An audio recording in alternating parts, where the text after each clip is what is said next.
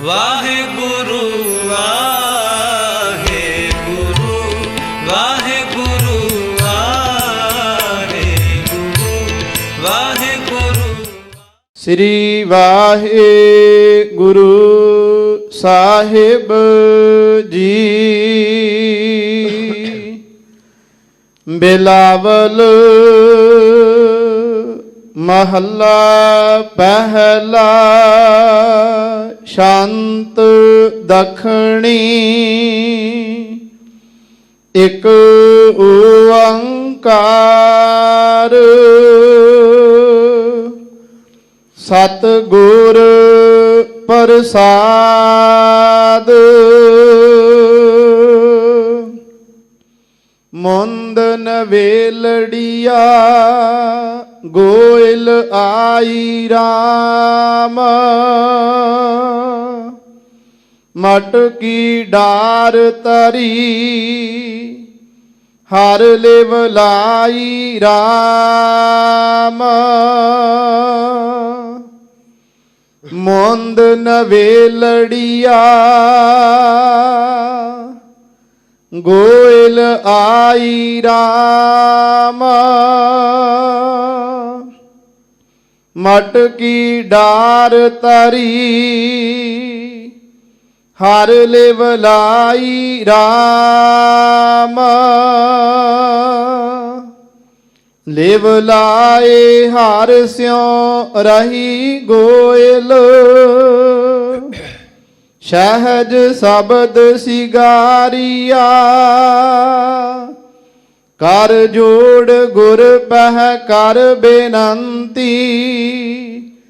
ਮਿਲਹੁ ਸਾਚ ਪਿਆਰੀਆ ਤਨ ਪਾਏ ਭਗਤੀ ਦੇਖ ਪ੍ਰੀਤਮ।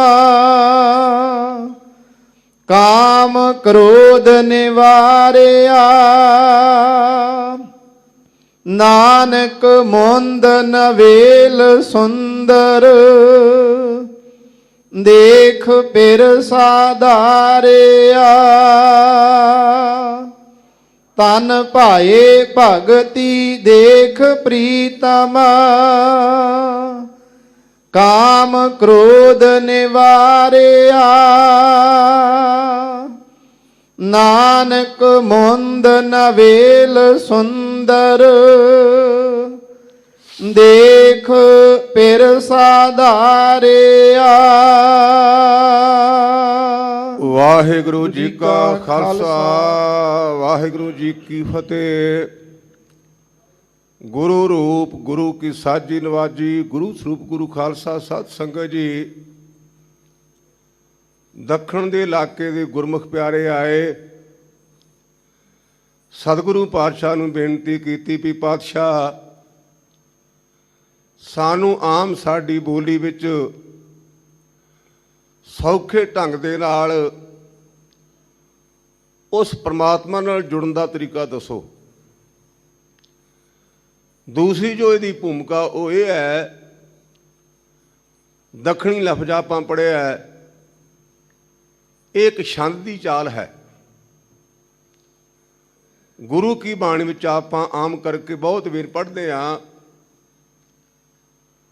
ਏਕਾ ਪੁਰਖ ਸਬਾਈ ਨਾਰ। ਜਿਹੜਾ ਪਰਿਪੂਰਨ ਪਰਮਾਤਮਾ ਹੈ ਉਹ ਸਾਡਾ ਪਤੀ ਹੈ, ਔਰ ਆਪਾਂ ਜਿੰਨੇ ਵੀ ਜੀਵ ਹਾਂ ਆਪਾਂ ਉਸ ਪਰਮਾਤਮਾ ਦੀਆਂ ਇਸਤਰੀਆਂ ਹਾਂ। ਤੇ ਜਿਵੇਂ ਇੱਕ ਨੇਕ ਪਤੀ ਵਰਤਾ ਸਾਡੀ ਧੀ ਭੈਣ ਬੱਚੀ ਆਪਣੇ ਪਤੀ ਦੀ ਆਗਿਆ ਵਿੱਚ ਰਹਿ ਕੇ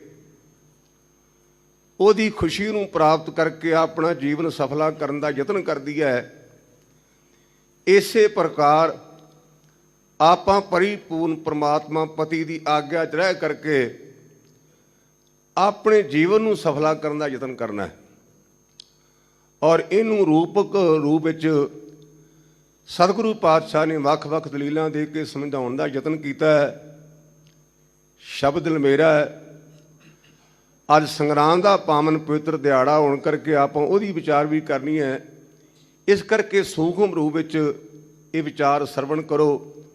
ਮਨ ਨੂੰ ਇਕਾਗਰ ਕਰਨ ਦਾ ਤਰੀਕਾ ਸਾਰੇ ਗੱਜ ਕੇ ਬੋਲੋ ਸਤਨਾਮ ਵਾਹਿਗੁਰੂ। ਹਾਂਜੀ, ਸਤਨਾਮ ਸ੍ਰੀ ਵਾਹਿਗੁਰੂ ਸਾਹਿਬ ਜੀ।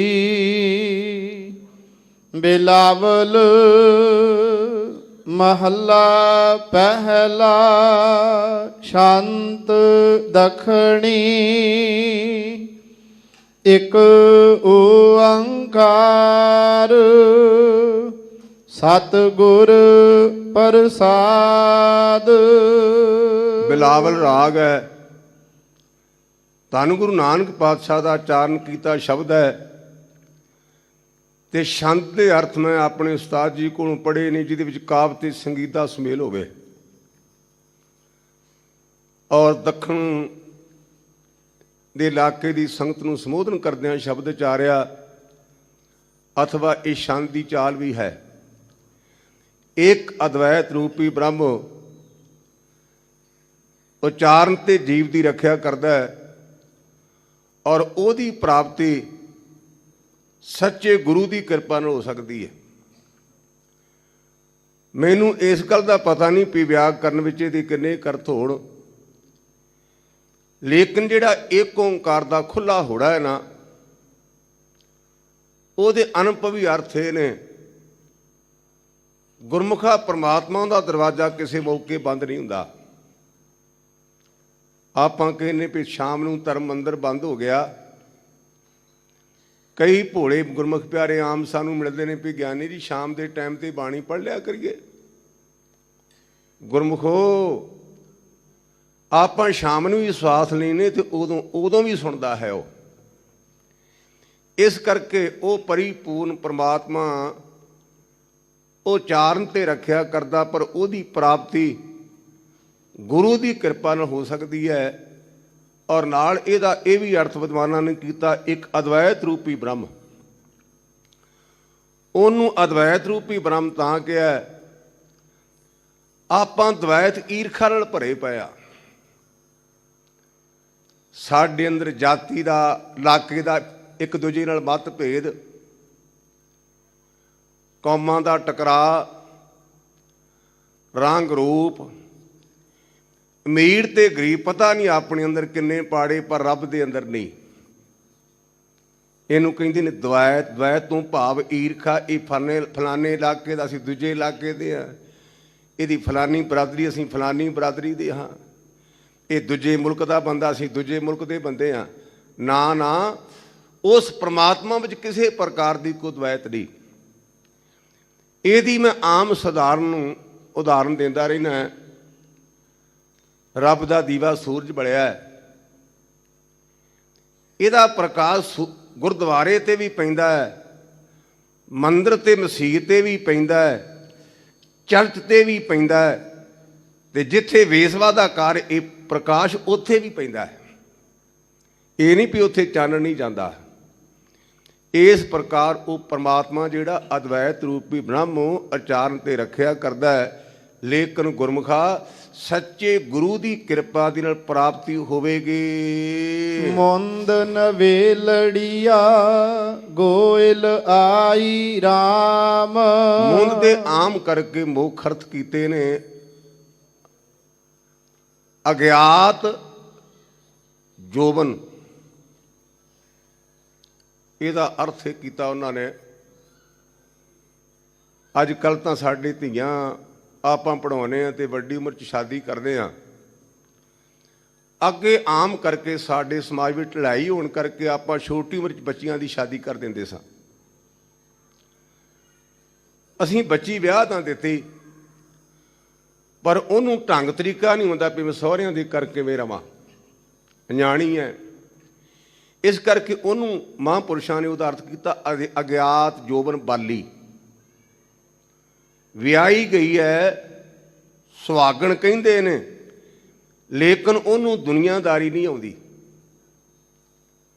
ਇਸੇ ਪ੍ਰਕਾਰ ਆਪਾਂ ਜੀਵ ਰੂਪੀ ਇਸਤਰੀਆਂ, ਸਾਡਾ ਪਰਮਾਤਮਾ ਨਾਲ ਸੰਬੰਧ ਹੈ, ਲੇਕਿਨ ਸਾਨੂੰ ਇਹ ਢੰਗ ਤਰੀਕਾ ਨਹੀਂ ਆਉਂਦਾ ਵੀ ਅਸੀਂ ਉਹਨੂੰ ਖੁਸ਼ ਕਿਵੇਂ ਕਰੀਏ। ਜਿਹੜਾ ਨਵੇਲੜੀਆ ਸ਼ਬਦ ਹੈ ਨਾ, ਇਹਨੂੰ ਆਮ ਆਪਾਂ ਬੋਲੀ ਚ ਕਹਿੰਦੇ, ਜਿਵੇਂ ਆਪਾਂ ਕਹਿੰਦੇ ਇਹ ਗੱਭਰੂ, ਇਹ ਬੀਬੀ ਮੁਟਿਆਰ। ਇਸ ਪ੍ਰਕਾਰ ਅਗਿਆਤ ਜੋਬਨ ਰੂਪ ਇਸਤਰੀ ਧੀਏ, ਤੈਨੂੰ ਅਜੇ ਢੰਗ ਨਹੀਂ, ਇਉਂ ਸਮਝਣਾ ਕਰ। ਮਟਕੀ ਡਾਰ ਤਰੀ ਗੋਇਲ ਆਈ ਰਾਮ। ਮੁੰਦ ਨਵੇਲੜੀਆ ਗੋਇਲ ਆਈ ਰਾਮ। ਸਤਿਗੁਰੂ ਪਾਤਸ਼ਾਹ ਦੀ ਬਾਣੀ ਚ ਗੋਇਲ ਸ਼ਬਦ ਬਹੁਤ ਵੇਰਾਂ ਆਇਆ, ਬਹੁਤ ਵੇਰਾਂ। ਗੋਇਲ ਦਾ ਅਰਥ ਹੁੰਦਾ ਹੈ, ਕਈ ਵੇਰਾਂ ਸਮੇਂ ਨਾਲ ਕਈ ਚੀਜ਼ਾਂ ਅਲੋਪ ਹੋ ਗਈਆਂ ਤੇ ਸਾਨੂੰ ਉਹਦਾ ਪਤਾ ਨਹੀਂ ਚੱਲਦਾ ਵੀ ਇਹਦਾ ਮਤਲਬ ਕੀ ਹੈ। ਸਾਡੇ ਵੇਂਦਿਆਂ ਵੇਂਦਿਆਂ ਬੜਾ ਕੁਝ ਬਦਲ ਗਿਆ। ਗੋਇਲ ਦਾ ਅਰਥ ਹੈ ਵੀ ਗੁਰਮੁਖੋ ਜਿਹੜੇ ਪਸ਼ੂ ਰੱਖਦੇ ਸਨ ਲੋਕ, ਉਹ ਖਾਸ ਕਰਕੇ ਸਾਉਣ ਭਾਦੋਂ ਦੇ ਮਹੀਨੇ 'ਚ ਮੀਂਹ ਪੈਂਦਾ ਸੀ ਤੇ ਦਰਿਆਵਾਂ ਦੇ ਕੰਢਿਆਂ ਦੇ ਉੱਪਰ ਘਾਹ ਹੋ ਜਾਂਦਾ। ਉਹ ਆਪਣੇ ਪਸ਼ੂਆਂ ਦੀਆਂ ਲੋੜਾਂ ਵਾਸਤੇ ਆਪਣੀ ਰਿਹਾਇਸ਼ ਦਰਿਆਵਾਂ ਦੇ ਕੰਢਿਆਂ ਤੇ ਲੈ ਜਾਂਦੇ। 2-4 ਮਹੀਨੇ ਉੱਥੇ ਆਪਣੇ ਪਸ਼ੂਆਂ ਨੂੰ ਚਾਰਾ ਪਾਉਂਦੇ, ਟਾਈਮ ਪਾਸ ਕਰਦੇ ਤੇ ਮੁੜ ਕੇ ਆਪਣੇ ਘਰ ਨੂੰ ਆ ਜਾਂਦੇ ਸਨ। ਟੈਂਪਰੇਰੀ ਰਿਹਾਇਸ਼। ਦਰਿਆ ਦੇ ਕੰਢੇ ਤੇ ਰਹਿੰਦੇ ਜ਼ਰੂਰ ਸਨ, ਪਰ ਉੱਥੇ ਹੁਣ ਰਹਿਣਾ 2 ਮਹੀਨੇ ਮਕਾਨ ਕਿਵੇਂ ਬਣਾਉਣ, ਲੋੜ ਹੀ ਕੋਈ ਨਹੀਂ। ਇਸੇ ਪ੍ਰਕਾਰ ਗੁਰਦੇਵ ਕਹਿੰਦੇ, ਗੁਰਮੁਖਾ ਤੂੰ ਇੱਥੋਂ ਦੀ ਪਕੜ ਬੜੀ ਕਰਦਾ, ਪਰ ਤੂੰ ਉਹਨਾਂ ਗੁੱਜਰਾਂ ਵਰਗਾ, ਉਹਨਾਂ ਪਸ਼ੂ ਚਾਰਨ ਵਾਲੇ ਭਰਾਵਾਂ ਵਰਗਾ ਜਿਨ੍ਹਾਂ ਦੀ ਰਿਹਾਇਸ਼ ਟੈਂਪਰੇਰੀ ਹੈ, ਜਿਨ੍ਹਾਂ ਨੇ ਸਦੀਵੀ ਤੌਰ ਤੇ ਨਹੀਂ ਰਹਿਣਾ। ਮਟਕੀ ਡਾਰ ਤਰੀ ਹਰ ਲਿਵ ਲਾਈ ਰਾਮ। ਤੇ ਜਿਵੇਂ ਬੀਬੀ ਦਾ ਪਤੀ ਆਇਆ ਤੇ ਉਹਦੇ ਕੋਲ ਘੜਾ ਹੈ ਜਾਂ ਘੜੀ ਹੈ ਪਾਣੀ ਵਾਲੀ, ਉਹਨੇ ਉਹ ਘੜੀ ਰੱਖ ਕੇ ਤੇ ਆਪਣੇ ਪਤੀ ਨਾਲ ਗੱਲਾਂ ਕਰਨ ਲੱਗ ਪਈ। 2 ਅਰਥ ਨੇ, ਇੱਕ ਹੁੰਦਾ ਮੁੱਖ ਤੇ ਅੰਤਰੀਵ। ਅੰਤਰੀਵ ਅਰਥ ਦਾ ਕੀ ਹੈ? ਅਸੀਂ ਜੀਵ ਰੂਪੀ ਇਸਤਰੀਆਂ ਨੇ ਜਿਹੜੀ ਅੱਠੇ ਪਰ ਦੇ ਅਧਿਆਸ ਹੈ, ਇਹਨੂੰ ਪਾਸੇ ਕਰ ਦੇਣਾ। ਇਹ ਸਾਰੇ ਜਣੇ ਆਪਣੇ ਅੰਦਰ ਝਾਤੀ ਮਾਰੋ। ਆਪਾਂ ਜ਼ਿਆਦਾਤਰ ਆਪਣੀ ਬਾਤ ਦੀ ਚਮੜੀ ਨੂੰ ਸਵਾਰਨ ਵਾਸਤੇ ਲੱਗੇ ਰਹਿੰਦੇ ਅੱਠੇ ਪੈਰ। ਇਹਦਾ ਮਤਲਬ ਇਹ ਨਹੀਂ ਵੀ ਆਪਾਂ ਇਸ਼ਨਾਨ ਪਾਣੀ ਕਰਨਾ ਤੇ ਸਵਾਰਨਾ ਨਹੀਂ, ਲੇਕਿਨ ਇਹਦੇ ਨਾਲੋਂ ਕਿਤੇ ਅੰਦਰ ਨੂੰ ਸਵਾਰਨ ਦਾ ਯਤਨ ਕਰੀਏ। ਤੇ ਇਹਦਾ ਮਹਾਂਪੁਰਸ਼ਾਂ ਵਿਦਵਾਨਾਂ ਨੇ ਅਰਥ ਕੀਤਾ ਹੈ, ਦੇ ਅਧਿਆਸ ਨੂੰ ਪਾਸੇ ਕਰ। ਦੇ ਅਧਿਆਸ ਤੋਂ ਭਾਵ ਆਪਾਂ ਅੱਠੇ ਪੈਰ ਇਹਨੂੰ ਤਗੜਾ ਕਰ ਲਈਏ, ਇਹਨੂੰ ਸੋਹਣਾ ਕਰ ਲਈਏ। ਲੋਕ ਚੰਗਾ ਕਹਿਣ, ਸੋਹਣਾ ਕਹਿਣ, ਕਹਿੰਦੇ ਇੰਨੀ ਪਕੜ ਨਾ ਕਰ। ਇਹਨੂੰ ਦੇ ਅਧਿਆਸ ਰੂਪੀ ਜਿਹੜੀ ਇਹ ਘੜੀ ਹੈ ਅਥਵਾ ਘੜਾ ਹੈ, ਇਹਨੂੰ ਪਾਸੇ ਰੱਖ ਕੇ ਹਰ ਲਿਵ ਲਾਈ ਰਾਮ, ਜਿਹੜਾ ਪਰਿਪੂਰਨ ਪ੍ਰਮਾਤਮਾ, ਉਹਦੇ ਨਾਲ ਆਪਣੀ ਲਿਵ ਬਿਰਤੀ ਨੂੰ ਜੋੜਨਾ ਕਰੀਏ ਅਥਵਾ ਜੋੜਨਾ ਕਰੋ। ਲਿਵ ਲਾਏ ਹਰ ਸਿਉ ਰਹੀ ਗੋਇਲ। ਇਸ ਪ੍ਰਕਾਰ ਇਹ ਟੈਂਪਰੇਰੀ ਰਿਹਾਇਸ਼ ਵਾਲੀ ਜੀਵ ਰੂਪੀ ਇਸਤਰੀ ਉਸ ਪਰਿਪੂਰਨ ਪ੍ਰਮਾਤਮਾ ਦੇ ਨਾਲ ਜੇ ਜੁੜ ਜਾਏ ਤਾਂ, ਅਥਵਾ ਕਿਸ ਤਰ੍ਹਾਂ ਜੁੜਨਾ ਹੈ? ਸਹਿਜ ਸ਼ਬਦ ਸਿਗਾਰੀਆ। ਸਹਿਜ ਦੇ 3 ਅਰਥ ਗੁਰਮੁਖਾਂ ਨੇ ਕੀਤੇ, ਵਿਦਵਾਨ ਵੀਰਾਂ ਨੇ। ਅਡੋਲਤਾ, ਸ਼ਾਂਤੀ ਤੇ ਗਿਆਨ। ਆਪਾਂ ਪੈਰ ਪੈਰ ਤੇ ਡੋਲਦੇ, ਸਾਡੀ ਆਮ ਸਾਰਿਆਂ ਦੀ ਅਵਸਥਾ ਕਿਤੇ ਵੇਖਣਾ। ਗਿਆਨੀ ਜੀ 5 ਪਾਠ ਕਰ ਲਿਆ ਜੀ, ਗੱਲ ਨਹੀਂ ਬਣੀ, ਇਹ ਆਮ ਚੱਲਦਾ ਹੈ। ਤੇ ਗੁਰਮੁਖਾ 5 ਪਾਠਾਂ ਦੀ ਗਿਣਤੀ ਕਰ ਲਈ ਤੇ ਪਾਪ ਕਿੰਨੇ ਕੀਤੇ, ਕਿਤੇ ਉਹ ਵੀ ਤਕੜੀ ਦੂਜੇ ਪਾਸੇ ਪਾ। ਨਹੀਂ ਨਹੀਂ, ਸਹਿਜ ਦਾ ਭਾਵ ਮਨ ਨੂੰ ਅਡੋਲ ਕਰਨਾ। ਆਪਾਂ ਮਹਾਂਪੁਰਸ਼ਾਂ ਦੇ ਸ਼ਬਦ ਪੜ੍ਹਦੇ ਹਾਂ, ਭਗਤਾਂ ਦੇ, ਕੇਸੋ ਕੇਸੋ ਕੂਕੀਐ ਨਾ ਸੋਈਏ ਅਸਾਰ, ਰਾਤ ਦਿਵਸ ਕੇ ਕੂਕਨੇ ਕਹੂ ਕੇ ਸੁਣੀਏ ਪੁਕਾਰ। ਆਵਾਜ਼ਾਂ ਮਾਰੀ ਚੱਲ, ਕਦੇ ਨਾ ਕਦੇ ਤਾਂ ਆਵਾਜ਼ ਸੁਣੀ ਲਏਗਾ ਨਾ। ਜਿਹੜਾ ਆਪਾਂ ਨਿਤਨੇਮ ਕਰਦੇ ਆ ਨਾ, ਇਹ ਰੱਬ ਨੂੰ ਆਵਾਜ਼ਾਂ ਮਾਰਦੇ ਆ।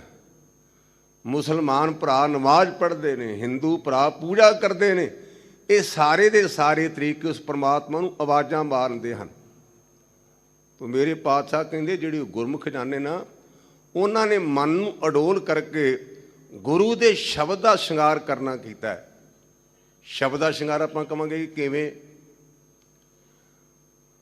ਸ੍ਰੀ ਰਾਗ ਵਿੱਚ ਧੰਨ ਗੁਰੂ ਨਾਨਕ ਪਾਤਸ਼ਾਹ ਦਾ ਇੱਕ ਸ਼ਬਦ ਆਉਂਦਾ ਹੈ,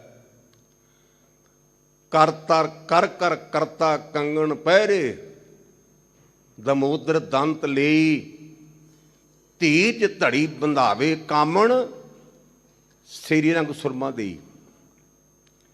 ਇਹ ਸ੍ਰੀ ਰਾਗ ਵਿੱਚ ਸਤਿਗੁਰੂ ਨਾਨਕ ਪਾਤਸ਼ਾਹ ਮਹਾਰਾਜ ਦਾ ਉਚਾਰਨ ਸ਼ਬਦ ਕੀਤਾ ਵੀ ਇਹ ਜੀਵ ਰੂਪੀ ਇਸਤਰੀ ਨੇ ਸ਼ਿੰਗਾਰ ਕੀ ਕਰਨਾ ਹੈ। ਸਾਡੀਆਂ ਬੱਚੀਆਂ, ਸਾਡੀਆਂ ਧੀਆਂ ਹੱਥਾਂ ਦੇ ਵਿੱਚ ਚੂੜੀਆਂ ਵਗੈਰਾ ਪਾਉਂਦੀਆਂ ਹਨ, ਔਰ ਇਸੇ ਤਰ੍ਹਾਂ ਜਿਵੇਂ ਪੁਰਾਣੇ ਜ਼ਮਾਨੇ 'ਚ ਸੱਕ ਦੀ ਦਾਤਨ ਕਰਨ ਦਾ ਰਿਵਾਜ ਹੁੰਦਾ ਸੀ, ਹੁਣ ਘਟ ਗਿਆ। ਸਾਡੀਆਂ ਬੱਚੀਆਂ ਮੀਡੀਆਂ ਕਰਦੀਆਂ ਸਨ। ਤੁਸੀਂ ਕਹਿਣਾ ਵੀ ਗਿਆਨੀ ਜੀ ਕਿਹੜੇ ਪਾਸੇ ਪੈ ਗਏ? ਮੈਂ ਨਹੀਂ ਜੀ ਪੈ ਰਿਹਾ, ਇਹ ਪੰਕਤੀਦਾਰ ਤੁਸੀਂ ਠੀਕ ਹੈ ਚੁੱਪ ਪੜ ਲੈਣੇ, ਮੇਰੇ ਤੇ ਲਾਮਾ ਨਾ ਦੇਣਾ।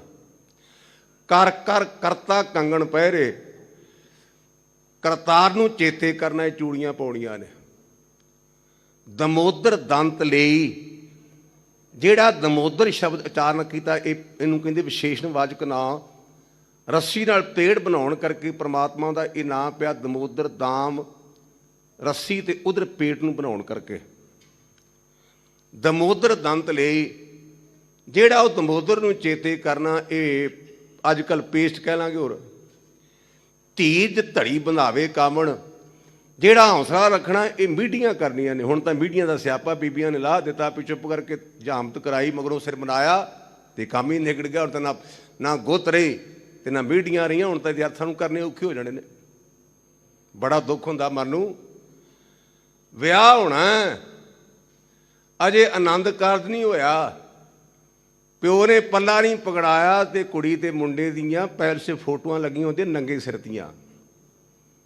ਰੱਬ ਦਾ ਵਾਸਤਾ ਮੇਰੀਏ ਕੌਮੇ, ਇੰਨਾ ਨਿਗਰੀਏ ਨਾ ਆਪਾਂ। ਜਿੰਨਾ ਚਿਰ ਪੱਲਾ ਨਹੀਂ ਪਕੜਾਇਆ ਉਹਨਾਂ ਚਿਰ ਬੱਚੀ ਤੇ ਬੱਚੇ ਦਾ ਸੰਬੰਧ ਕੀ ਹੈ। ਅਸੀਂ ਸਿਧਾਂਤ ਨੂੰ ਭੁੱਲ ਗਏ। ਹੁਣ ਨਵਾਂ ਕੰਮ ਇੱਕ ਆਇਆ ਜੇ, ਮੁੰਦਰੀਆਂ ਪਾਉਣ ਦਾ ਰਿਵਾਜ। ਮੁੰਦਰੀ ਸੈਰੇਮਨੀ ਰੱਗ ਲੱਗੇ ਜੇ, ਪਤਾ ਨਹੀਂ ਕੀ ਕਹਿੰਦੇ ਆ, ਕਿਉਂਕਿ ਅਸੀਂ ਪੁਰਾਣੇ ਜ਼ਮਾਨੇ ਦੇ ਆ। ਰੱਬ ਦਾ ਵਾਸਤਾ ਜੇ, ਵਿਆਹ ਤੋਂ ਪਹਿਲਾਂ ਸਾਡੀ ਬੱਚੀ ਦੇ ਹੱਥ ਨੂੰ ਕੋਈ ਪਕੜੇ, ਇਹ ਸਾਨੂੰ ਸੋਭਦਾ ਨਹੀਂ। ਸਾਡੇ ਕੋਲ ਗੈਰਤ ਹੈ। ਸਾਨੂੰ ਸਾਡੇ ਗੁਰਦੇਵ ਨੇ ਗੈਰਤ ਦਿੱਤੀ ਹੈ। ਗੁਰੂ ਨਾਨਕ ਪਾਤਸ਼ਾਹ ਨੇ ਆਖਿਆ ਸੀ, ਕਹਿ ਨਾਨਕ ਸੁਣ ਬਾਬਰ ਮੀਰ, ਤੋਇ ਤੇ ਮੰਗੇ ਸੋ ਅਹਿਮਕ ਫਕੀਰ। ਗੁਰੂ ਕੇ ਸਿੱਖਾ ਜੇ ਤੇਰੇ ਕੋਲ ਅੰਖਣੀ, ਤੂੰ ਸਿੱਖ ਕਾਹਦਾ ਹੈ। ਇਹ ਵਿੱਚੋਂ ਸੁਭਾਵਿਕ ਗੱਲ ਆ ਗਈ ਤੇ ਮੈਨੂੰ ਮਾਫੀ ਦੇ, ਹੁਕਮਨਾਮਾ ਮੇਰਾ। ਕਰ ਕਰ ਕਰਤਾ ਕੰਗਣ ਪਹਿਰੇ, ਦਮੋਦਰ ਦੰਤ ਲਈ, ਧੀਜ ਧੜੀ ਬੰਧਾਵੇ ਕਾਮਣ ਸ੍ਰੀ ਰੰਗ ਸੁਰਮਾ ਦੇਈ। ਬਕਾਇਦਾ ਕਲੀਅਰ ਕਰ ਲਿਖਿਆ ਸੁਰਮਾ। ਜਿਹੜਾ ਉਸ ਮਾਇਆ ਦੇ ਮਾਲਕ ਪਰਮਾਤਮਾ ਨੂੰ ਚੇਤੇ ਕਰਨਾ, ਇਹ ਸੁਰਮਾ ਪਾਉਣਾ ਹੈ। ਮੇਰੇ ਪਾਤਸ਼ਾਹ ਪੈਂਦੇ ਲੇਵ ਲਾਏ ਹਰ ਸੋ ਰਹੀ ਗੋਇਲ, ਸਹਿਜ ਸ਼ਬਦ ਸ਼ਿੰਗਾਰੀਆ। ਮਨ ਨੂੰ ਅਡੋਲ ਕਰਨਾ ਗੁਰੂ ਦੇ ਉਪਦੇਸ਼ ਦੁਆਰਾ, ਇਹ ਸ਼ਿੰਗਾਰ ਕਰਨਾ ਹੈ। ਕਰ ਜੋੜ ਗੁਰ ਪਹਿ ਕਰ ਬੇਨੰਤੀ, ਹੱਥ ਜੋੜ ਕਰਕੇ ਸਤਿਗੁਰੂ ਪਾਤਸ਼ਾਹ ਦੇ ਅੱਗੇ ਬੇਨਤੀ ਕਰਨਾ ਕਰੀਏ, ਅਰਦਾਸ ਕਰਨਾ ਕਰੀਏ। ਮਿਲੋ ਸਾਚ ਪਿਆਰੀਆ, ਇਹ ਵਾਹਿਗੁਰੂ ਤੂੰ ਸਦੀਵੀ ਤੌਰ ਤੇ ਰਹਿਣ ਵਾਲਾ ਤੇ ਸਾਰਿਆਂ ਨਾਲ ਪਿਆਰ ਕਰਨ ਵਾਲਾ, ਕਿਤੇ ਮਿਲਣਾ ਕਰ। ਤਨ ਪਾਏ ਭਗਤੀ ਦੇਖ ਪ੍ਰੀਤਮ, ਕਹਿੰਦੇ ਭਾਈ ਜਦੋਂ ਜੀਵ ਰੂਪੀ ਇਸਤਰੀ ਉਹਨੂੰ ਭਾਗੀ ਇਹਨੇ ਭਗਤੀ ਕੀਤੀ, ਤਮਾਂ ਤੋਂ ਰਹਿਤ, ਅੰਧੇਰੇ ਤੋਂ ਰਹਿਤ ਪ੍ਰਮਾਤਮਾ ਦਰਸ਼ਨ ਹੋ ਗਏ। ਤੇ ਪ੍ਰਮਾਤਮਾ ਦੀ ਮਿਲਣ ਕਰਕੇ ਸਾਡੇ ਅੰਦਰ ਕੀ ਤਬਦੀਲੀ ਆਏਗੀ? ਕਾਮ ਕ੍ਰੋਧ ਨਿਵਾਰਿਆ। ਜਿਹੜੇ ਅੱਠੇ ਪੈਰ ਇਹ ਚੰਡਾਲ ਸਾਨੂੰ ਤੰਗ ਕਰਦੇ ਨੇ, ਕਦੇ ਕਾਮ ਦਾ ਪ੍ਰਭਾਵ, ਕਦੇ ਕ੍ਰੋਧ ਦਾ ਪ੍ਰਭਾਵ, ਇਹ ਪ੍ਰਮਾਤਮਾ ਦੀ ਪ੍ਰਾਪਤੀ ਨਾਲ ਨਿਵਰਤ ਹੋ ਜਾਣਗੇ। ਨਾਨਕ ਮੁੰਦ ਨਵੇਲ ਸੁੰਦਰ। ਮੈਂ ਸੰਤ ਬਾਬਾ ਸੁੰਦਰ ਸਿੰਘ, ਮਾਫ ਕਰਨਾ ਅਤਰ ਸਿੰਘ ਮਸਤੂਵਾੜੇ ਵਾਲਾ ਜੀਵਨ ਪੜ੍ਹਿਆ ਤੇ ਉਸ ਪੁਸਤਕ 'ਤੇ ਲਿਖਿਆ ਸੀ ਵੀ ਮਹਾਂਪੁਰਸ਼ ਕਹਿੰਦੇ ਨੇ ਬਾਬਾ ਅਤਰ ਸਿੰਘ ਜੀ, ਭਈ ਤੈਨੂੰ ਕੋ ਆਣ ਕੇ ਪਿੱਛੋਂ ਠੁੱਡਾ ਮਾਰੇ, ਤੇ ਮੈਂ ਉਹ ਲਫ਼ਜ਼ ਸਟੇਜ ਤੇ ਨਹੀਂ ਕਹਿ ਸਕਦਾ, ਨਾਲ ਠੁੱਡਾ ਮਾਰ ਕੇ ਤੇ ਨਾਲੇ ਗੰਦੀ ਗਾਲ ਕੱਢ ਦੇ ਤੇ ਗੁੱਸਾ ਨਾ ਵੀ ਤੇ ਉਹਨੂੰ ਕਹਿਣਾ, ਗੁਰਮੁਖਾ ਤੇਰਾ ਧੰਨਵਾਦ, ਤੂੰ ਮੇਰਾ ਨਾਂ ਤਾਂ ਪਛਾਣ ਲਿਆ ਵੀ ਮੈਂ ਕਿਹੋ ਜਿਹਾ ਬੰਦਾ ਹੈ। ਨਾਲੇ ਠੁੱਡਾ ਮਾਰਿਆ, ਨਾਲੇ ਬੁਰੇ ਸ਼ਬਦ ਕਹੇ ਤੇ ਅੰਦਰ ਕਿਸੇ ਪ੍ਰਕਾਰ ਦਾ ਗੁੱਸਾ ਨਾ ਆਉਣਾ, ਕਹਿਣਾ ਗੁਰਮੁਖਾ ਤੇਰੀ ਮਿਹਰਬਾਨੀ, ਤੈਨੂੰ ਮੇਰੀ ਪਛਾਣ ਵੀ ਮੈਂ ਕੌਣ ਆ। ਪਰ ਇਹ ਅਵਸਥਾ ਕਦੋਂ ਬਣੇਗੀ? ਪ੍ਰੇਮਾ ਭਗਤੀ ਕਰਨ ਕਰਕੇ, ਤਮਾਂ ਤੋਂ ਰਹਿਤ ਪ੍ਰਮਾਤਮਾ ਦੀਦਾਰ ਕਰਨ ਕਰਕੇ ਇਸ ਪ੍ਰਕਾਰ ਇਹ ਕਾਮ ਤੇ ਕ੍ਰੋਧ ਨਿਵਰਤ ਹੋ ਜਾਂਦੇ ਹਨ। ਦੇਖ ਫਿਰ ਸਾਧਾਰਿਆ। ਸੋ ਇਸ ਪ੍ਰਕਾਰ ਇਸ ਜੀਵ ਰੂਪੀ ਇਸਤਰੀ ਨੇ ਉਸ ਪਰਿਪੂਰਨ ਪ੍ਰਮਾਤਮਾ ਦੇ ਜਦੋਂ ਦੀਦਾਰ ਕੀਤੇ ਤੇ ਆਟੋਮੈਟਿਕਲੀ ਇਹਦਾ ਜੀਵਨ ਸਾਧਿਆ ਗਿਆ। ਇਹਦੇ ਅੰਦਰੋਂ ਔਗਣ ਨਿਕਲ ਗਏ। ਕਿਵੇਂ? ਆਪਾਂ ਰੋਜ਼ਾਨਾ ਆਨੰਦ ਸਾਹਿਬ ਦੀ ਬਾਣੀ ਪੜ੍ਹਦੇ ਹਾਂ, ਸੁਣਦੇ ਹਾਂ। ਸਾਨੂੰ ਧੰਨ ਗੁਰੂ ਅਮਰਦਾਸ ਪਾਤਸ਼ਾਹ ਸਾਡੇ ਪਿਤਾ ਜੀ ਸਾਨੂੰ ਹਰ ਮੌਕੇ ਸਵਾਰਦੇ ਨੇ। ਜਿਵੇਂ ਧੀਆਂ ਬੱਚੀਆਂ ਸਾਡੀਆਂ ਆਪਣੇ ਛੋਟੇ ਛੋਟੇ ਬੱਚੇ ਹੁੰਦੇ ਨੇ ਨਾ, ਤੇ ਉਹਨਾਂ ਦਾ ਮੂੰਹ ਧੋਂਦੀਆਂ ਨੇ, ਉਹਨਾਂ ਦੇ ਮੂੰਹ ਤੇ ਹੱਥ ਮਾਰਦੀਆਂ ਵੀ ਮੇਰਾ ਬੱਚਾ ਲਿਬੜਿਆ ਜਾਪਦਾ ਹੈ। ਇਸੇ ਤਰ੍ਹਾਂ ਧੰਨ ਗੁਰੂ ਅਮਰਦਾਸ ਸੱਚੇ ਪਾਤਸ਼ਾਹ ਸਾਡੇ ਬਾਪ ਨੇ, ਅਸੀਂ ਬੱਚੇ ਤੇ ਸਾਡਾ ਮੂੰਹ ਧੋਂਦੇ ਨੇ ਅੱਠੇ ਪੈਰ। ਉਹ ਕਹਿੰਦੇ ਨੇ ਇਹ ਨੇਤਰ ਹੋ ਮੇਰ ਹੋ ਹਰ ਤੁਮ ਮੈਂ ਜੋ ਧਰੀ, ਹਰ ਬਿਨ ਅਵਰ ਨਾ ਦੇਖੋ ਕੋਈ ਨਦਰੀ ਹਰ ਨੇ ਆਲਿਆ।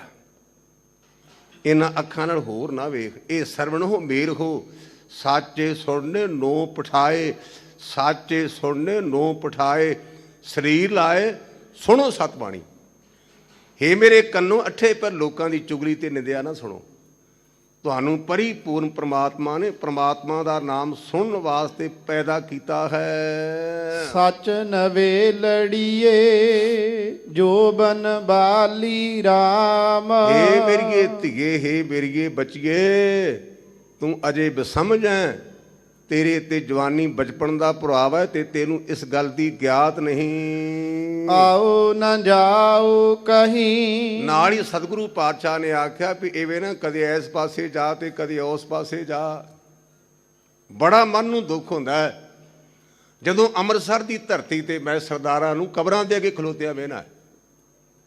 ਮੈਂ ਕਹਿ ਤਾਂ ਕੁ ਸਕਦਾ ਨਹੀਂ, ਪੇਸ਼ ਤਾਂ ਜਾਂਦੀ ਕੋਈ ਨਹੀਂ, ਤੇ ਮੈਂ ਆਪਣੀ ਆਦਤ ਦੇ ਮੁਤਾਬਕ ਗੱਡੀ 'ਚ ਬਹਿਣਾ, ਕਹਿਣਾ ਮਿੱਤਰਾ ਜੇ ਗੁਰੂ ਰਾਮਦਾਸ ਤੋਂ ਤੇਰਾ ਨਹੀਂ ਸਰਿਆ ਤੇ ਇਸ ਕਬਰ ਤੋਂ ਤੇਰਾ ਕੱਖ ਨਹੀਂ ਸਰਨਾ। ਅੰਮ੍ਰਿਤਸਰ ਵਿੱਚ ਸਾਡਾ ਜਨਮ ਹੋਵੇ, ਅਸੀਂ ਬੰਦਿਆਂ ਦੇ ਡੇਰਿਆਂ 'ਤੇ ਜਾਈਏ। ਅੰਮ੍ਰਿਤਸਰ ਸਾਡਾ ਸਿੱਖਾਂ ਦੇ ਘਰ ਹੋਵੇ ਤੇ ਬੰਦਿਆਂ ਦੇ ਕੋਲ ਜਾ ਕੇ ਆ ਕੇ ਸਾਨੂੰ ਨਾਮ ਦੇ ਮੰਤਰ ਦੇ, ਇਹਦਾ ਭਾਵ ਕਿ ਸਾਨੂੰ ਗੁਰੂ ਨਾਨਕ ਦੇ ਨਾਮ ਤੇ ਵਿਸ਼ਵਾਸ ਹੀ ਨਹੀਂ। ਇਹ ਸਾਡੀ ਬਦਕਿਸਮਤੀ ਹੈ, ਬਦਕਿਸਮਤੀ। ਮੇਰੇ ਪਾਤਸ਼ਾਹ ਕਹਿੰਦੇ ਆਓ ਨਾ ਜਾਓ ਕਈ ਆਪਣੇ ਸਹਿ ਨਾਲੀ ਰਾਮ। ਇਵੇਂ ਉਸ ਪਾਸੇ ਜਾਣਾ ਤੇ ਉਸ ਪਾਸੇ ਜਾਣਾ ਇਹ ਠੀਕ ਨਹੀਂ। ਆਪਣੇ ਪਤੀ ਪ੍ਰਮਾਤਮਾ ਨਾਲ ਰਹਿਣਾ ਕਰ। ਨਾਹ ਆਪਣੇ ਸੰਗ ਦਾਸੀ। ਸੋ ਆਪਣੇ ਪਤੀ ਪ੍ਰਮਾਤਮਾ ਦੇ ਨਾਲ ਦਾਸੀ ਬਣ ਕੇ, ਸੇਵਾਦਾਰ ਨਹੀਂ ਬਣ ਕੇ ਰਹਿਣਾ ਕਰੀਏ। ਮੈਂ ਭਗਤ ਹਰ ਕੀ ਭਾਵ। ਇਸ ਢੰਗ ਦੇ ਨਾਲ ਪਰਿਪੂਰਨ ਪ੍ਰਮਾਤਮਾ ਦੀ ਜਿਹੜੀ ਭਗਤੀ ਉਹਨੂੰ ਚੰਗੀ ਲੱਗਦੀ ਹੈ, ਉਹ ਪ੍ਰਮਾਣ ਕਰ ਲਏਗਾ। ਅਗਾਧ ਬੋਧ ਅਕਥ ਕਥੀਐ। ਤੇ ਜੇ ਆਪਾਂ ਆਖੇ ਨੇ ਵੀ ਉਹਦਾ ਅੰਤ ਪਾ ਲਈਏ ਤੇ ਜਿਹੜਾ ਉਹਦਾ ਬੋਧ ਗਿਆਤ ਹੈ, ਸਮਝ ਹੈ, ਇਹ ਕਹਿਣ ਤੋਂ ਪਰੇ ਹੈ। ਉਹਦੀ ਕਥਾ ਕਹੀ ਨਹੀਂ ਜਾ ਸਕਦੀ। ਹਾਂ, ਕਹਿਣ ਵਾਲੇ ਕਹੀ ਜਾਂਦੇ ਨੇ, ਕਥਨਾ ਕਥੀ ਨਾ ਆਵੇ ਟੋਟ। ਸਹਿਜ ਪ੍ਰਭ ਗੁਣ ਗਾਵੇ। ਪਰ ਮਨ ਨੂੰ ਅਡੋਲ ਕਰਕੇ ਪਰਿਪੂਰਨ ਪ੍ਰਮਾਤਮਾ ਦੇ ਗੁਣ ਗਾਉਂਦੇ ਰਹੀਏ। ਰਾਮ ਨਾਮ ਰਸਾਲ ਰਸੀਆ। ਜਿਹੜਾ ਉਹ ਸਾਰੇ ਵਿਆਪਕ ਪ੍ਰਮਾਤਮਾ ਨਾ, ਉਹਦਾ ਨਾਮ ਰਸ ਲੈ ਲੈ ਕੇ ਕਰਨਾ ਕਰ। ਆਪ ਆਮ ਕਰਕੇ ਗੁਰਮੁਖੋ, ਇਹ ਆ ਮੈਂ ਬੇਨਤੀ ਕਰਦਾ ਰਹਿਣਾ, ਆਪਾਂ ਨਿਤਨੇਮ ਨਿਬੇੜਨ ਦਾ ਯਤਨ ਕਰਦੇ ਵੀ ਮੈਂ 15 ਮਿੰਟਾਂ 'ਚ ਨਿਤਨੇਮ ਨਿਬੜ ਕੇ ਭਾਈ ਸਾਹਿਬ ਆਇਆ। ਇਹ ਸਾਨੂੰ ਸਜ਼ਾ ਥੋੜ੍ਹੀ ਹੈ। ਜਿਹੜਾ ਆਪਾਂ ਨਿਤਨੇਮ ਕਰਦੇ ਨਾ, ਇਹ ਸਾਨੂੰ ਦੰਡ ਨਹੀਂ, ਇਹ ਸਾਨੂੰ ਸਜ਼ਾ ਨਹੀਂ।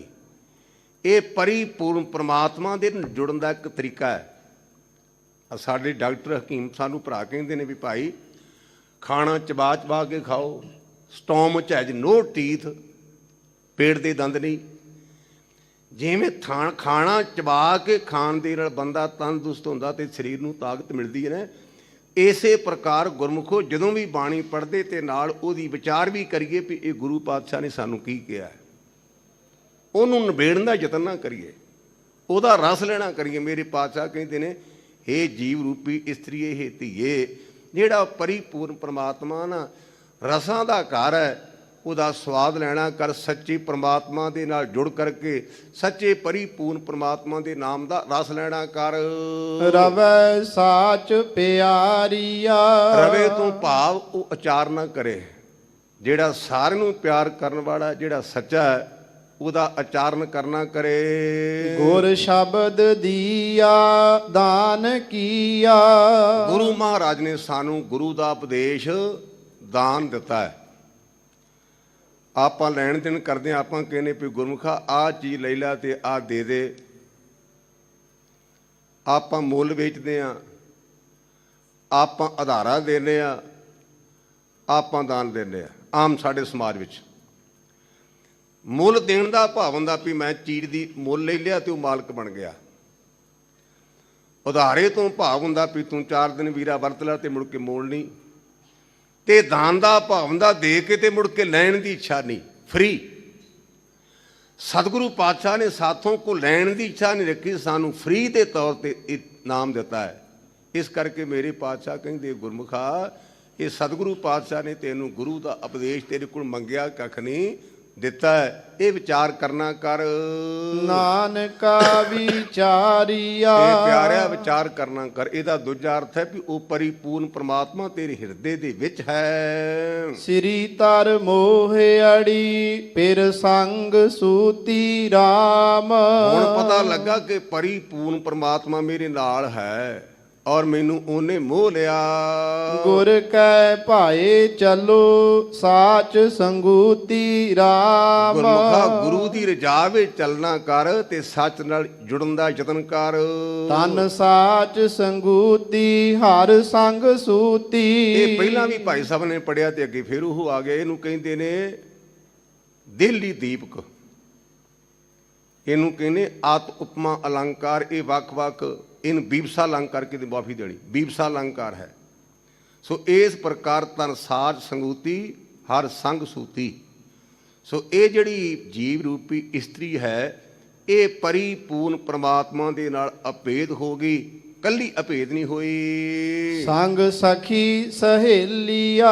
ਔਰ ਉਹਨਾਂ ਗੁਰਮੁਖਾਂ ਦੀ ਸੰਗਤ ਕਰਕੇ ਹੋਰ ਵੀ ਉਹਨਾਂ ਦੇ ਸਾਥੀ ਪ੍ਰਮਾਤਮਾ ਨਾਲ ਜੁੜ ਗਏ। ਔਰ ਆਪਾਂ ਰੋਜ਼ਾਨਾ ਅਰਦਾਸ ਕਰਦੇ ਹਾਂ, ਸਹੀ ਪਿਆਰੇ ਬੇੜ ਜਿਨ੍ਹਾਂ ਮਿਲਿਆ ਤੇਰੇ ਨਾਮ ਚਿਤ ਆਵੇ। ਸ਼ਰਾਬੀ ਨੂੰ ਮਿਲਾਂਗੇ ਤੇ ਸ਼ਰਾਬ ਪੀਣ ਨੂੰ ਚਿੱਤ ਕਰੇਗਾ। ਜੁਆਰੀਏ ਨੂੰ ਮਿਲਾਂਗੇ ਤੇ ਜੂਆ ਖੇਲਣ ਨੂੰ ਚਿੱਤ ਕਰੇਗਾ। ਤੇ ਗੁਰਮੁਖਾਂ ਨੂੰ ਮਿਲਾਂਗੇ ਤੇ ਗੁਰੂ ਚੇਤੇ ਆਏਗਾ। ਇਸ ਪ੍ਰਕਾਰ ਜਿਹੜੇ ਉਹ ਗੁਰਮੁਖ ਨੇ, ਉਹਨਾਂ ਦੀ ਸੰਗਤ ਕਰਕੇ ਹੋਰ ਵੀ ਗੁਰਮੁਖਾਂ ਦੀ ਕਲਿਆਣ ਹੋ ਗਈ। ਤਰਗੈ ਇੱਕ ਪਾਏ ਇੱਕ ਮਨ ਨਾਮ ਵਸਿਆ। ਇੱਕ ਭਾਵਨਾ ਹੋਣ, ਇੱਕ ਤੇ ਕੀਦਾ ਹੋਣ ਕਰਕੇ ਆਪਾਂ ਤਾਂ ਇੱਕ ਤੇ ਕੀਦਾ ਛੱਡ ਦਿੱਤਾ। ਆਮ ਵੇਖੀ ਦਾ ਮੌਤ ਹੁੰਦੀ ਹੈ ਨਾ, ਬਾਪੂ ਜੀ ਚੜ੍ਹਾਈ ਕਰ ਗਏ, ਬੇਬੇ ਜੀ ਚੜ੍ਹਾਈ ਕਰ ਗਏ, ਤੇ ਬੇਬੇ ਤੇ ਬਾਪੂ ਦੀ ਗੁਰੂ ਗ੍ਰੰਥ ਸੱਚੇ ਪਾਤਸ਼ਾਹ ਦੇ ਅੱਗੇ ਫੋਟੋ ਰੱਖ ਦਿੰਦੇ ਤੇ ਕਹਿੰਦੇ ਨੇ ਭਾਈ ਮਿੱਤਰਾ, ਬੇਬੇ ਦੇ ਭੋਗ ਤੇ ਜਲੇਬ ਤਾਂ ਕੱਢੇ, ਪਰ ਜਿੰਨਾ ਚਿਰ ਬੇਬੇ ਨੂੰ ਮੱਥਾ ਨਾ ਟੇਕਿਆ ਤੈਨੂੰ ਜੇਬ ਨਹੀਂ ਮਿਲਣੇ। ਰੱਬ ਦਾ ਵਾਸਤਾ ਜੇ ਬੇਨਤੀ ਕਰਾਂ, ਗੁਰੂ ਗ੍ਰੰਥ ਸੱਚੇ ਪਾਤਸ਼ਾਹ ਦੇ ਅੱਗੇ ਆਪਣੇ ਬਜ਼ੁਰਗਾਂ ਦੇ ਪਰਿਵਾਰ ਦੇ ਮੈਂਬਰਾਂ ਦੀਆਂ ਫੋਟੋਆਂ ਰੱਖ ਕੇ ਤੇ ਉਹਨਾਂ ਅੱਗੇ ਮੱਥਾ ਨਾ ਟਿਕਾਇਆ ਕਰੀਏ। ਮੱਥਾ ਕੇਵਲ ਤੇ ਕੇਵਲ ਗੁਰੂ ਦੇ ਗ੍ਰੰਥ ਸੱਚੇ ਪਾਤਸ਼ਾਹ ਦੇ ਅੱਗੇ ਝੁੱਕ ਕੇ, ਫੋਟੋਆਂ ਅੱਗੇ ਨਹੀਂ, ਮੂਰਤੀਆਂ ਅੱਗੇ ਨਹੀਂ, ਦੋ ਚੌਂ ਦੇ ਅੱਗੇ ਨਹੀਂ। ਕਈ ਥਾਵਾਂ ਤੇ ਜਾਈਦਾ, ਉੱਥੇ ਬਾਬਿਆਂ ਦੀਆਂ ਜਗ੍ਹਾ ਬਣੀਆਂ ਨੇ, ਇੱਕ ਪਾਸੇ ਗੁਰੂ ਗ੍ਰੰਥ ਸੱਚੇ ਪਾਤਸ਼ਾਹ ਦਾ ਪ੍ਰਕਾਸ਼ ਤੇ ਇੱਕ ਪਾਸੇ ਨੂੰ ਬਾਬੇ ਨੂੰ ਸੰਸਕਾਰ ਕੀਤਾ ਹੋ, ਸਾਂ ਦੇ ਲੋਕ ਪਰਿਕਰਮਾ ਕਰੀ ਜਾਂਦੇ ਨੇ। ਨਾ ਨਾ, ਕਲਗੀਧਰ ਬਾਪੂ ਕਹਿੰਦਾ ਇੱਕ ਬਿਨ ਦੂਸਰ ਸੋ ਨਾ ਚਨਾਰ। ਇੱਕ ਵਾਹਿਗੁਰੂ ਤੋਂ ਬਿਨਾਂ ਦੂਜਿਆਂ ਦੀ ਜਾਣ ਪਛਾਣ ਹੀ ਨਾ ਕਰ। ਜਿਵੇਂ ਆਪਾਂ ਆਮ ਪਿੰਡ ਬੋਲੀ 'ਚ ਪੈਂਦੇ, ਜਿਹੜੇ ਪਿੰਡ ਜਾਣਾ ਨਹੀਂ ਉਹਦਾ ਰਾਹ ਕੀ ਪੁੱਛਣਾ। ਸੋ ਇਸ ਪ੍ਰਕਾਰ ਮੇਰੇ ਪਾਤਸ਼ਾਹ ਕਹਿੰਦੇ ਨੇ, ਭਾਈ ਇੱਕ ਭਾਏ ਇੱਕ ਮਨ ਨਾਮ ਵਸਿਆ।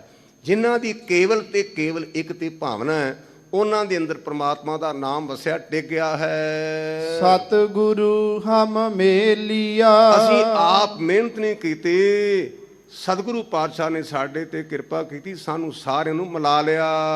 ਦਿਨ ਰਹਿਣ ਘੜੀ ਨਾ ਚਸਾ ਵਿਸਰੈ। ਹੁਣ ਗੁਰਮੁਖ ਆਪਾਂ ਨੂੰ ਤਾਂ ਕਦੇ ਚੇਤਾ ਨਹੀਂ ਆਉਂਦਾ, ਠੀਕ ਪਰੀ ਕਿਤੇ ਹੋਇਆ ਵਾਹਿਗੁਰੂ ਕਹਿ ਦਿੱਤਾ। ਗੁਰਦੇਵ ਕਹਿੰਦੇ ਦਿਨ ਰਾਤ ਅੱਜ ਦੀ ਟਾਈਮ ਦੇ ਮੁਤਾਬਕ 24 ਮਿੰਟ ਦਾ ਗੁਰਮੁਖੋ ਘੜੀ ਹੁੰਦੀ, 24 ਮਿੰਟ ਦੀ। ਇਹ ਪੁਰਾਣਾ ਸਾਡਾ ਪਮਾਨਾ, ਜਿਵੇਂ ਆਪਾਂ ਹੁਣ ਮਿੰਟ ਸਕਿੰਟ ਕਹਿਣ ਲੱਗ ਪਏ ਨਾ, ਅੱਗੇ ਪੁਰਾਣੇ ਜ਼ਮਾਨੇ 'ਚ ਘੜੀਆਂ ਪਹਿਰਾਂ ਵੱਖ-ਵੱਖ ਤਰੀਕੇ ਹੁੰਦੇ ਸਨ। ਅੱਜ ਦੇ ਸਮੇਂ ਦੇ ਮੁਤਾਬਕ ਜੇ ਆਪਾਂ ਘੜੀ ਦਾ ਅਰਥ ਕਰਨਾ ਤੇ 24 ਮਿੰਟ, ਨਾ ਦਿਨੇ ਨਾ ਰਾਤ ਨਾ ਉਹ ਘੜੇ ਤੇ ਨਾ ਅੱਖ ਦੇ ਝਮਕਣ ਜਿੰਨਾ ਟਾਈਮ ਤੈਨੂੰ ਪਰਮਾਤਮਾ ਨਾਲ ਝੋਲੇ। ਹੁਣ ਕਿੰਨਾ ਕੁ ਟਾਈਮ ਆਪਾਂ ਅੱਖ ਝਮਕਦੇ ਹਾਂ। ਕਹਿੰਦੇ ਇੰਨਾ ਚਿਰ ਵੀ ਪਰਮਾਤਮਾ ਨੂੰ ਨਾ ਭੁਲਾ, ਉਹਨੂੰ ਉਦੋਂ ਵੀ ਚੇਤੇ ਕਰੀ ਕਰ ਚੱਲ। ਸਾਸ ਸਾਸ ਨਿਰੰਜਨੋ, ਇੱਕ ਇੱਕ ਸਵਾਸ ਦੇ ਨਾਲ ਉਹ ਪਰਿਪੂਰਨ ਪਰਮਾਤਮਾ ਜੀ ਦੇ ਅੰਦਰ ਅਵਿਦਿਆ ਦੀ ਕਾਲਖਣੀ, ਜਿਹਨੂੰ ਕਿਸੇ ਪ੍ਰਕਾਰ ਦਾ ਕੋਈ ਤਮਾ ਨਹੀਂ, ਉਹਨੂੰ ਚੇਤੇ ਕਰਦੇ ਕਰੀਏ। ਸ਼ਬਦ ਜੋਤ ਜਗਾਏ ਦੀਪਕ। ਇੱਥੇ ਸਤਿਗੁਰੂ ਪਾਤਸ਼ਾਹ ਨੇ ਸਾਨੂੰ ਇਹਨਾਂ ਗੱਲਾਂ ਤੋਂ ਰੋਕਿਆ। ਆਪਾਂ ਦੀਵਿਆਂ ਨੂੰ ਬੜਾ ਮੱਥਾ ਟੇਕਦੇ ਆ ਕਈ ਬੰਦੇ ਸਾਡੇ ਤੇ ਗੱਲਾਂ ਕਰਦੇ, ਭਾਈ ਸਾਹਿਬ ਜੀ ਪ੍ਰਚਾਰ ਨਹੀਂ। ਗੁਰਮੁਖੋ ਨਿਯਮਤ ਤੌਰ ਤੇ ਮੈਨੂੰ ਇੱਥੇ ਕਥਾ ਕਰਨ ਨੂੰ 36 ਸਾਲ ਹੋ ਗਏ ਨੇ। ਪੰਚਮ ਪਾਤਸ਼ਾਹ ਦੀ ਸ਼ਹੀਦੀ ਤੇ ਮੈਂ ਹਰ ਸਾਲ ਕਥਾ ਕਰਦਾ, ਉੱਥੇ 7-8 ਦਿਨ। ਇੱਕ ਪਾਸੇ ਦੀਵਾ ਜਗਦਾ ਹੁੰਦਾ ਰਾਮਸਰ ਸਾਹਿਬ। ਮੈਂ ਹਰ ਮੌਕੇ ਹਰ ਸਾਲ ਕਹੀ ਜਾਣਾ ਵੀ ਗੁਰਮੁਖੋ ਦੀਵੇ ਨੂੰ ਮੱਥਾ ਨਾ ਟੇਕੋ। ਗੁਰੂ ਨੂੰ ਤਾਂ ਭਾਵੇਂ ਭੁੱਲ ਜਾਏ, ਪਰ ਦੀਵੇ ਨੂੰ ਮੱਥਾ ਟੇਕਣ ਨੂੰ ਕੋਈ ਨਹੀਂ ਜੜਦਾ। ਆਪਾਂ ਸ਼ਹੀਦੀ ਜਾਂਦੇ ਹਾਂ, ਮਹਾਂਪੁਰਸ਼ਾਂ ਦਾ ਸਥਾਨ ਹੈ, ਗੁਰੂ ਗ੍ਰੰਥ ਸੱਚੇ ਪਾਤਸ਼ਾਹ ਦਾ ਪ੍ਰਕਾਸ਼ ਹੈ, ਤੇ ਜਿੰਨੀ ਸ਼ਰਧਾ ਦੀਵੇ ਤੇ ਹੈ ਨਾ, ਉਨੀ ਗੁਰੂ ਤੇ ਨਹੀਂ, ਉਨੀ ਨਹੀਂ। ਹੁਣ ਮੇਰੇ ਤੇ ਤਾਂ ਨਾ ਛੱਡੋ, ਕਿਉਂਕਿ ਮੈਂ ਤਾਂ ਟਕੇ ਦਾ ਗ੍ਰੰਥੀ ਹਾਂ ਨਾ, ਕਹਿੰਦੇ ਟਕੇ ਦਾ ਗ੍ਰੰਥੀ। ਪਰ ਇਹ ਵੀ ਤੁਹਾਡਾ ਧੰਨਵਾਦ ਹੈ ਵੀ ਟਕਾ ਕੀਮਤ ਵੈਸੇ ਇੱਕ ਭੋਰਾ ਜਿੰਨੀ ਕੀਮਤ ਨਹੀਂ ਜੀ। ਟਕਾ ਤਾਂ ਫਿਰ ਵੀ ਕੀਮਤ, ਸਾਨੂੰ ਕਹਿਣਗੇ ਟਕੇ ਦਾ ਗ੍ਰੰਥੀ। ਇਹ ਵੀ ਤੁਹਾਡੀ ਮਿਹਰ ਵੀ ਟਕਾ ਤਾਂ ਕੀਮਤ ਪਾ ਲਈ, ਵੈਸੇ ਅਸੀਂ ਟਕੇ ਦੇ ਵੀ ਨਹੀਂ, ਕਿਉਂਕਿ ਮਿੱਟੀ ਕਿਸ ਕੰਮ ਹੈ। ਗੁਰਦੇਵ ਕਹਿੰਦੇ ਵੀ ਗੁਰਮੁਖਾ ਸ਼ਬਦ ਜੋਤ, ਸ਼ਬਦ ਦਾ ਦੀਵਾ ਜਗਾ ਆਪਣੇ ਅੰਦਰ। ਔਰ ਬਾਣੀ 'ਚ ਲਿਖਿਆ ਵੀ ਸਤਿਗੁਰ ਸ਼ਬਦ ਹਜ਼ਾਰੋ ਦੀਪਾ, ਬਿਨਸਿਓ ਅੰਧਕਾਰ ਤੇ ਮੰਦਰ ਰਤਨ ਕੋਠੜੀ ਖੁੱਲੀ ਅਨੂਪਾ। ਦੀਵਾ ਮੇਰਾ ਏਕ ਨਾਮ। ਇਹ ਨਹੀਂ ਆਖਿਆ ਵੀ ਸਰੋਂ ਦੇ ਤੇਲ ਦਾ ਦੀਵਾ, ਦੇਸੀ ਘਿਓ ਦਾ ਦੀਵਾ, ਨਾ, ਸ਼ਬਦ ਜੋਤ ਜਗਾਏ ਦੀਪਕ। ਗੁਰੂ ਦੇ ਸ਼ਬਦ ਦਾ ਦੀਵਾ ਆਪਣੇ ਅੰਦਰ ਜਗਾਉਣਾ ਕਰ। ਨਾਨਕਾ ਪਉ ਭੰਜਨੋ, ਜਿਵੇਂ ਚੰਨ ਆਪਾਂ ਹਨੇਰੇ 'ਚ ਕਈ ਨਾ ਬੱਚਾ ਡਰਦਾ ਵੀ ਮੈਂ ਨਹੀਂ ਜਾਣਾ, ਅੰਦਰ ਹਨੇਰਾ ਹੈ, ਤੇ ਚੰਨ ਉੱਤੇ ਬੱਚਾ ਭੱਜਾ ਜਾਂਦਾ ਹੈ।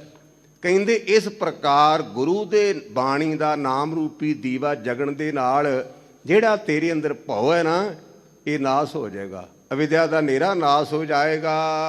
ਜੋਤ ਸਬਾਇੜੀਏ ਤ੍ਰਿਭਵਨ ਸਾਰੇ RAM। ਉਸ ਪਰਿਪੂਰਨ ਪ੍ਰਮਾਤਮਾ ਦਾ ਪ੍ਰਕਾਸ਼ ਤਿੰਨਾਂ ਲੋਕਾਂ 'ਚ ਹੈ, ਆਕਾਸ਼, ਪਤਾਲ ਤੇ ਮਾਤ ਲੋਕ ਵਿੱਚ। ਘਟ ਘਟ ਰਵ ਰਹਿਆ ਅਲਖ ਅਪਾਰੇ RAM। ਪਾਰਾਵਾਰ ਤੋਂ ਰਹਿਤ ਨਾ ਲਖਿਆ ਜਾਣ ਵਾਲਾ, ਹਰ ਥਾਂ ਤੇ ਵਿਆਪਕ ਹੈ। ਅਲਖ ਅਪਾਰ ਅਪਾਰ ਸਾਚਾ, ਨਾ ਲਿਖਿਆ ਜਾਣ ਵਾਲਾ, ਉਹਦਾ ਕੋਈ ਹੱਦ ਬੰਨਾ ਨਹੀਂ ਤੇ ਹੈ ਸੱਚਾ। ਆਪ ਮਾਰ ਮਿਲਾਈਐ, ਜਿਨ੍ਹਾਂ ਨੇ ਆਪਣੀ ਮੈਂ ਮਾਰ ਲਈ, ਉਹਨਾਂ ਨੂੰ ਮਿਲਾ ਲਿਆ ਪ੍ਰਮਾਤਮਾ ਨੇ ਆਪਣੇ ਨਾਲ। ਹਉ ਮੈਂ ਮਮਤਾ ਲੋਭ ਜਾਲੋ। ਗੁਰੂ ਥੋੜਾ ਜਿਹਾ ਤੂੰ ਵੀ ਖੇਚਲ ਕਰ। ਗੁਰੂ ਦੇ ਉਪਦੇਸ਼ ਦੁਆਰਾ ਲਾਲਚ, ਮੈਂ ਤੇ ਮਮਤਾ, ਇਹ ਮੇਰਾ ਫਲਾਣਾ ਆਪਣਾ ਹੈ, ਮੇਰਾ ਆਪਣਾ, ਦੂਜੇ ਗੈਰ ਨੇ। ਜਿਹੜਾ ਮੈਂ ਹੈ, ਲੋਭ ਹੈ, ਪਕੜ ਹੈ, ਇਹਨੂੰ ਸਾੜਨਾ ਕਰ। ਸ਼ਬਦ ਮੈਲ ਚੁਕਾਈਐ, ਇਹ ਤੇਰਾ ਅੰਦਰੋਂ ਮੈਲਾ ਹੋਣ ਕਰਕੇ ਤੈਨੂੰ ਪ੍ਰਮਾਤਮਾ ਦਿਸਦਾ ਨਹੀਂ। ਮੈਲ ਲਾਉਣਾ ਕਰ। ਉਹ ਆਪਾਂ ਮੈਲ ਬਾਰੇ ਰੋਜ਼ਾਨਾ ਪਾਠ ਕਰਦੇ, ਭਰਗੇ ਮਤ ਪਾਪਾਂ ਕੇ ਸੰਗ, ਉਹ ਧੁੱਪ ਨਾਵੇ ਕੇ ਰੰਗ। ਧਰ ਜਾਏ ਦਰਸ਼ਨ ਕਰੀ ਭਾਣੈ। ਭਾਈ ਪਰਿਪੂਰਨ ਪ੍ਰਮਾਤਮਾ ਦੇ ਦਰ ਤੇ ਜਾ ਕੇ ਦਰਸ਼ਨ ਉਹਦੇ ਕਿਹੜੇ ਕਰਨੇ ਨੇ? ਜਿਹੜਾ ਉਹਨੂੰ ਭਾ ਜਾਣਾ ਹੈ, ਜਿਹੜਾ ਉਹਦੇ ਭਾਣੇ ਨੂੰ ਮੰਨਣਾ ਹੈ, ਅਥਵਾ ਜਿਨ੍ਹਾਂ ਜਾ ਕੇ ਦਰਸ਼ਨ ਕੀਤੇ ਉਹਨੂੰ ਭਾ ਗਏ, ਚੰਗੇ ਲੱਗੇ। ਤਾਰ ਤਾਰਨ ਹਾਰਿਆ। ਬੇਨਤੀ ਕਰੀਏ ਵਾਹਿਗੁਰੂ ਤੂੰ ਸਾਰਿਆਂ ਨੂੰ ਤਾਰਦਾ ਤੇ ਸਾਡੇ ਤੇ ਕਿਰਪਾ ਕਰ। ਅਸੀਂ ਵੀ ਤੇਰੇ ਦਰ ਤੇ ਹਾਂ, ਸਾਨੂੰ ਤਾਰਨਾ ਕਰ। ਹਰ ਨਾਮ ਅੰਮ੍ਰਿਤ ਚਾਖ ਤ੍ਰਿਪਤੀ। ਜਿਨ੍ਹਾਂ ਗੁਰਮੁਖ ਪਿਆਰ ਨੇ ਪਰਿਪੂਰਨ ਪ੍ਰਮਾਤਮਾ ਦਾ ਨਾਮ ਚੱਖ ਲਿਆ ਨਾ, ਉਹ ਤ੍ਰਿਪਤ ਹੋ ਗਏ ਨੇ, ਉਹਨਾਂ ਨੂੰ ਸੰਤੋਖ ਆ ਗਿਆ। ਉਹਨਾਂ ਦੇ ਮਨ ਵਿੱਚ ਕਿਸੇ ਪ੍ਰਕਾਰ ਦੀ ਮੁੜ ਕੇ ਲਾਲਸਾ ਨਹੀਂ ਰਹਿੰਦੀ।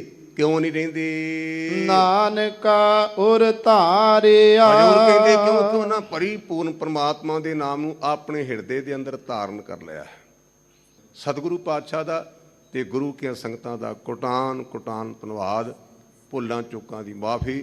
ਵਾਹਿਗੁਰੂ ਜੀ ਕਾ ਖਾਲਸਾ, ਵਾਹਿਗੁਰੂ ਜੀ ਕੀ ਵਾਹਿਗੁਰੂ ਜੀ ਕਾ ਖਾਲਸਾ, ਵਾਹਿਗੁਰੂ ਜੀ ਕੀ ਫਤਿਹ।